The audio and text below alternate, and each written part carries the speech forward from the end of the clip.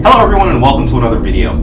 Today we're going to go ahead and review my top 5 Creed fragrances. Now, Creed has been around for a long time and they've pretty much put out a ton of fragrances, but it was pretty interesting to actually go ahead and take the challenge of narrowing it down to 5. Now I say challenge because this was actually a video suggestion from one of my subscribers, and I figured, you know what? This would actually be something that is really fun for me to actually do and see if I could go ahead and narrow down and pick any 5 Creed fragrances that I could possibly choose and just run with it basically from there. So this was actually a really fun idea for me. Alright? One other thing of note is that these are primarily the Creed fragrances that are from the men's line. I have experienced probably about 40% of the female line, but most of my experience comes from the men line, and so most of these fragrances are from that. Alright? So without any further ado, let's go ahead and get right into it. Coming in at number 5, we have a fragrance from their Royal exclusive line, and that is Creed's Spice and Wood.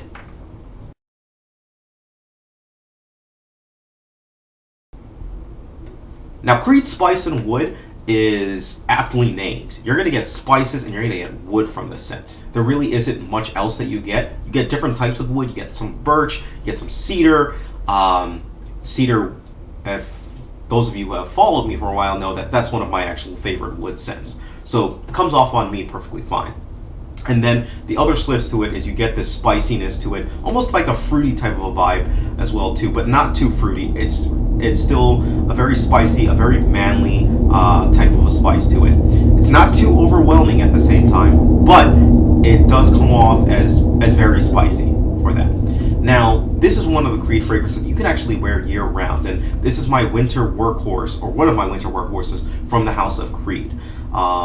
Spice and Wood, definitely a scent. One of the downfalls to it, though, Creed fragrances in general are expensive, but Spice and Wood, because it's from the Royal Exclusives line, you can really only purchase the, what is it called? The flacon, basically, which is a huge bottle, for like $600, $700. So it's a really expensive fragrance and one that you probably want to get in on a split with somebody if you're going to go ahead and try.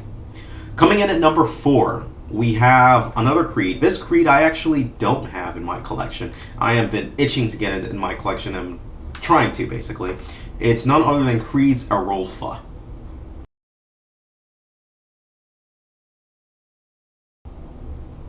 Now, Arolfa is a scent actually that I started out not liking. Arolfa, it didn't really, I don't want to say I didn't like it. A little bit too strong on there. I just want to say that it's one that I overlooked. I smelled it before and I just thought, meh, it's okay. It's okay. And that was the way for about a year. I recently returned to it though and was absolutely blown away by how much I absolutely loved it. It's this nice sea salt. It's got a little bit of lemon in it. It's just, it reminds you of the sea. Arolfa, it's a very, I guess you could say, sophisticated type of sea scent that they're one of the most sophisticated types of sea scents that there are out there, and it just does absolutely fantastically. One of the downsides to it, doesn't last as long as I would like it to, but it's not one of the, it definitely lasts a little bit longer than some of their other sea salt scents, or some of Creed's other sea salt scents like Millesime Imperial. So Arolfa, definitely one that you want to go ahead and check out. At number 3, we have another Creed, obviously, but this one is another one that's also not in my collection. This one is called Original Vetiver.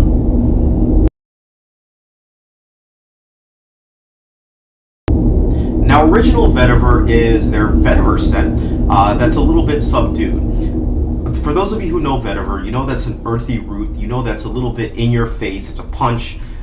It's really aggressive, and it's usually a fragrance. It's usually a note that comes off as, I guess you could say, outside of aggressive, earthy, sometimes a little bit inky, stuff like that. Original Vetiver is not like that at all. This is a fresh vetiver. It's a fresh vetiver that, you know, comes at you and is a great work scent. It's really understated, and at the same time you can wear it everywhere, and especially, you know, to situations where fragrance might not be the most popular choice amongst you. People don't like the fragrance, or frequently don't like fragrances in general. It's one that you can wear in those type of situations. Original Vetiver is absolutely fantastic in that manner, and it's another one that I'm itching to get into my collection. So Original Vetiver at number 3. At number 2, we have this one is definitely in my collection, and this one has spawned a lot of clones. If you don't know, it's one of two usually, and it is Creed's Green Irish Tweed.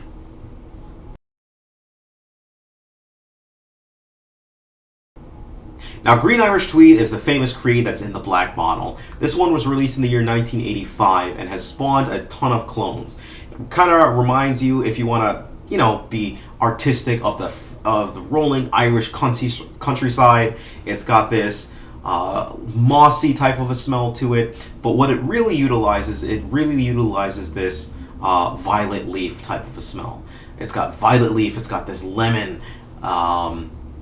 And otherwise smells extremely fresh. It smells like spring. Spring in a bottle is the best way to describe Green Irish Tweed. Green Irish Tweed has, and it spawns, I guess you could say, a lot of women who have actually asked of the scent, hey, where can I get this scent? Want to buy it for my significant other. Green Irish Tweed is really that scent that comes across and will get people to fork over Creed's expensive prices for that. Green Irish Tweed is definitely up there, and one of my go-tos for spring. Green Irish Tweed. My number one Creed scent has also spawned a lot of knockoffs. Knockoffs is a bad word. I want to say clones and impersonators. It is a fragrance that I kind of started off, saying that, this is okay, and it's grown on me more. It's appeared on many of my lists. We're talking about none other than Creed's Aventus, the Conqueror.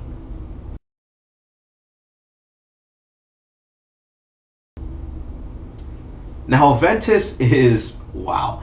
Aventus is pineapple, it's birch, it can be smoky. A lot of people have even started talking about, the batch numbers. They talk about, this batch smells different than this batch, and there's certain batches that people want to go after more than other batches, but overall, it's just a fresh pineapple, aggressive scent. It has great longevity, great performance on it. It's one that I highly suggest to almost anyone I meet in terms of, if you want to pick out a Creed fragrance and really feel really confident in going in and blind buying especially, you probably are good off with Creed's Aventus.